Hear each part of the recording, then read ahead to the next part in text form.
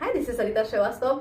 आज के वीडियो में मैं ये जो इन्फॉर्मेशन दे रही हूँ कि अगर आप कोई घर खरीदने जा रहे हैं जहां रीसेल पे अगर प्रॉपर्टी की वैल्यू ज्यादा है बट आप एटीएस कम करा रहे हैं, I mean agreement to sale कम करा रहे हैं, तो उन केस में आपको जो भी पैसे की रिक्वायरमेंट है वो उस लोन के तहत नहीं हो पाता है, क्योंकि आपकी रिक्वायरमेंट है 1 CR का 75-80 या जो भी मार्जिनल पैसा बनता है वो आपकी रिक्वायरमेंट है। बट बन रहा है क्या? क्योंकि आपका जो एटीएस है वो सिर्फ और सिर्फ 50 लाख का है। 50 लाख के एटीएस के अकॉर्डिंग जो इसका 80% का फंडिंग बनता है वो सिर्फ और सिर्फ 40 लाख का बनता है। तो 40 लाख का लोन बन रहा है, आपकी रिक्वायरमेंट है 75 लाख की, तो ये कैसे पॉसिबल है? ये पॉसिबल है बिल्कुल, बट गवर्नमेंट बैंक में थोड़ा सा मुश्किल हो जाएगा, क्योंकि गवर्नमेंट बैंक में फिटिंग एंड फिक्चर्स का जो अमाउंट है वो सिर्फ 10 या 20% ही होता है।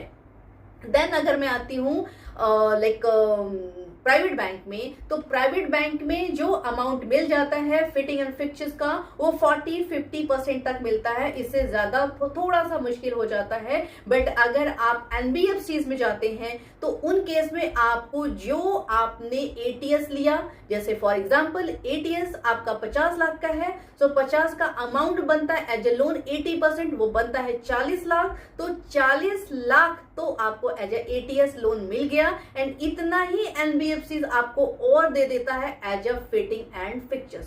तो और लेकिन इसमें ध्यान देने वाली बात है कि आपका अगर लोन अमाउंट 75 लाख के ऊपर जाता है तो आपका जो बैंक का कंट्रीब्यूशन हो जाता है वो 75-25 का हो जाता है। तो ये एक बार बैंक चेक करेगा, जो मिनिमम होगा वो लोन आपको वो करेगा। तो 75% तक का जो कंट्रीब्यूशन है वो बैंक का, या फिर आपका जो 75 लाख के नीचे का जो लोन है, जो भी मिनिमम होगा वो बैंक आपको देगा। सो ये है फिटिंग एंड फिक्चर्स। कोई और वीडियो चाहिए, कोई और इंफॉर्मेटिव इंफॉर्मेशन आपको चाहिए तो आप प्लीज मुझे कॉल कर सकते हैं, मुझे मैसेज कर सकते हैं, मुझे आप जिस भी तरीके से आपको कन्वीनियंट हो आप मुझसे बात कर सकते हैं। So thank you so much for watching my video.